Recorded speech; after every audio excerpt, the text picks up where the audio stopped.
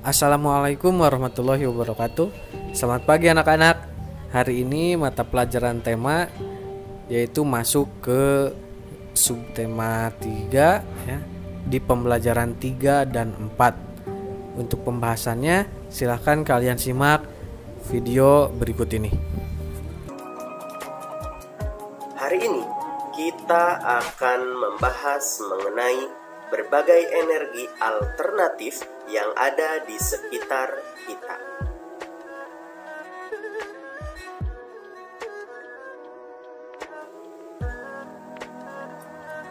Anak-anak pintar, tidak dimungkiri energi fosil menjadi sumber energi untuk kebutuhan manusia. Hampir seluruh sisi kehidupan manusia memerlukan sumber energi fosil tersebut. Sayangnya, ketersediaan sumber energi fosil di alam semakin hari semakin berkurang. Oleh karena itu, kita dituntut kreatif untuk menggunakan segala sumber daya alam yang ada menjadi sumber energi terbarukan, atau kita kenal dengan sebutan sumber energi alternatif. Di rumah kita banyak menggunakan energi listrik. Apakah ada energi pengganti energi listrik tersebut?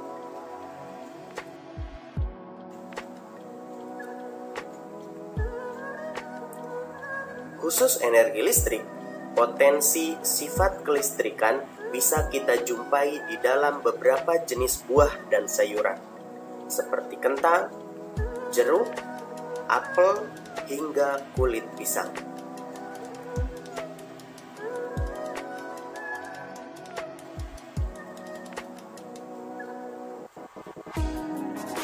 Lemon adalah salah satu buah yang banyak mengandung vitamin dan mineral. Lemon juga mengandung cairan elektrolit yang mampu menghasilkan listrik. Untuk menghasilkan energi listrik, lemon dirangkai dengan bantuan logam agar bereaksi dengan cairan elektrolit di dalamnya. Reaksi yang terjadi antara logam dengan cairan elektrolit ini disebut sebagai reaksi redoks, atau singkatan dari reaksi reduksi oksidasi. Dalam proses reaksi redoks, satu logam akan memperoleh elektron, sedangkan logam lainnya akan kehilangan elektron.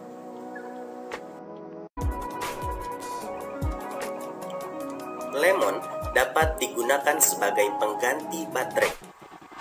Sebagaimana yang kita ketahui bahwa baterai merupakan salah satu sumber energi listrik bertegangan rendah.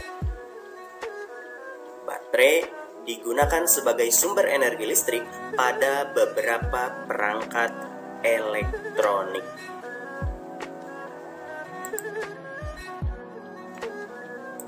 Sekarang, mari kita amati langkah-langkah membuat baterai dari lemon. Untuk membuat baterai dari lemon, kita memerlukan alat dan bahan sebagai berikut. Yang pertama, 6 buah lemon. Kedua, 6 lembar plat seng. Ketiga, kawat atau kabel. Yang keempat, lampu LED. Dan yang kelima, 6 lembar plat tembaga. Setelah kita tahu alat dan bahannya, sekarang kita lanjut ke cara kerjanya atau cara pembuatannya. Yang pertama, tancapkan 1 lembar plat tembaga dan 1 lembar plat seng ke dalam 1 buah lemon dengan jarak sekitar 5 cm. Selanjutnya, hubungkan semua plat tembaga dan plat seng dengan kawat atau kabel. Selanjutnya, Hubungkan kawat atau kabel pada jeruk yang satu ke jeruk yang lain. Berikutnya, hubungkan kawat atau kabel lampu LED yang merupakan kutub negatif ke plat tembaga. Selanjutnya, hubungkan kawat lampu LED yang merupakan kutub positif ke plat seng.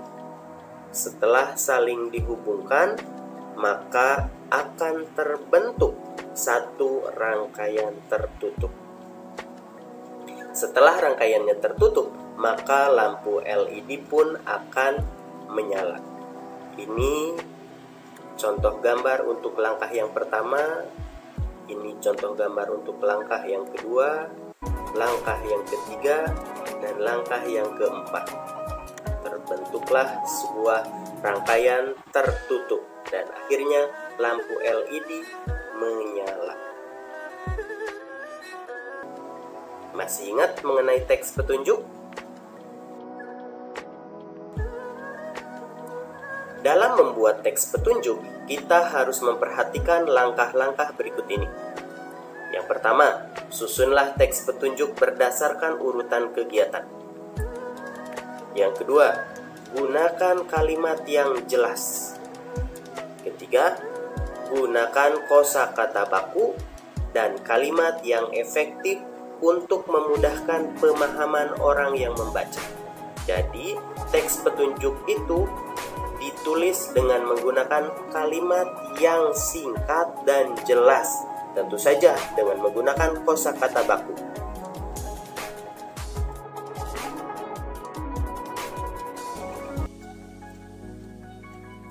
Mengajak orang lain untuk melakukan kebaikan bukanlah suatu hal yang mudah. Dibutuhkan keberanian dan konsistensi. Tidak semua orang berpikiran terbuka terhadap kritikan atau masukan dari orang lain. Tidak sedikit dari mereka merasa diri mereka sudah benar. Jadi sulit untuk menerima pendapat dari orang lain. Dibutuhkan keberanian untuk mengemukakan pendapat dan pastinya kita harus konsisten dalam menyampaikan ajakan tersebut. Tentu saja, contoh yang kita tunjukkan dalam kehidupan sehari-hari pun memberikan peranan sangat penting dalam menyampaikan kampanye mengenai hemat energi. Ajakan untuk berperilaku hemat energi ini kita mulai dari keluarga kita dulu. Ajaklah mereka untuk membiasakan perilaku hemat energi.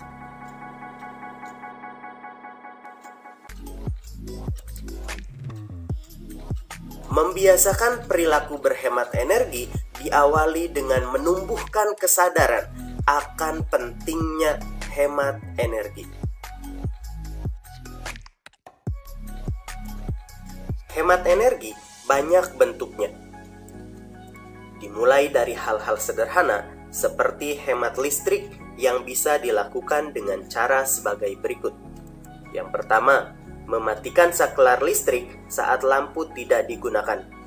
Yang kedua, mematikan televisi saat tidak ditonton lagi.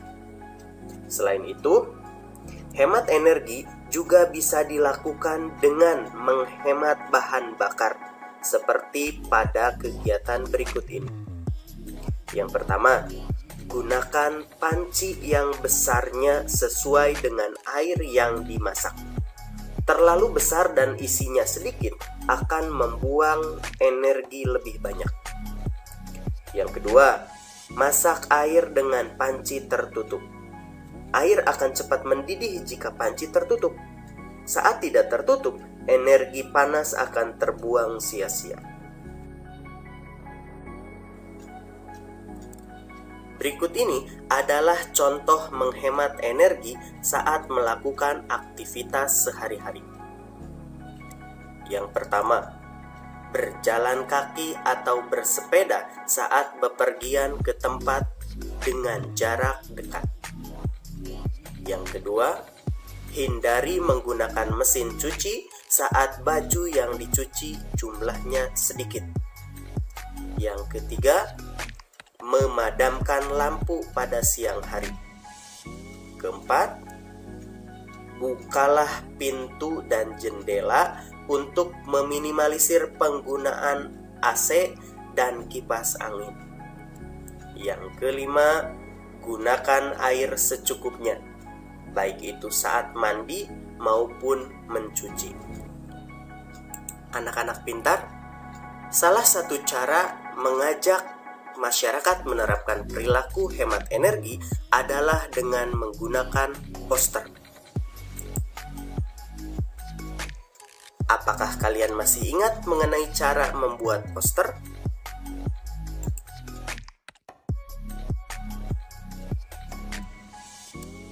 Ada beberapa kriteria yang harus dipenuhi saat membuat poster. Antara lain sebagai berikut ini. Yang pertama, menggunakan kalimat yang jelas dan mudah dibaca. Usahakan tulisan yang kalian buat harus menggunakan huruf-huruf yang jelas dan mudah untuk dibaca oleh semua orang. Yang kedua, kombinasikan tulisan dengan gambar yang relevan. Perhatikan porsi tulisan dengan gambar harus seimbang. Jangan terlalu banyak tulisan ataupun jangan hanya gambar saja.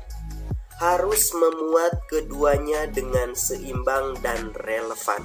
Artinya sesuai dengan tema yang kalian angkat pada poster tersebut.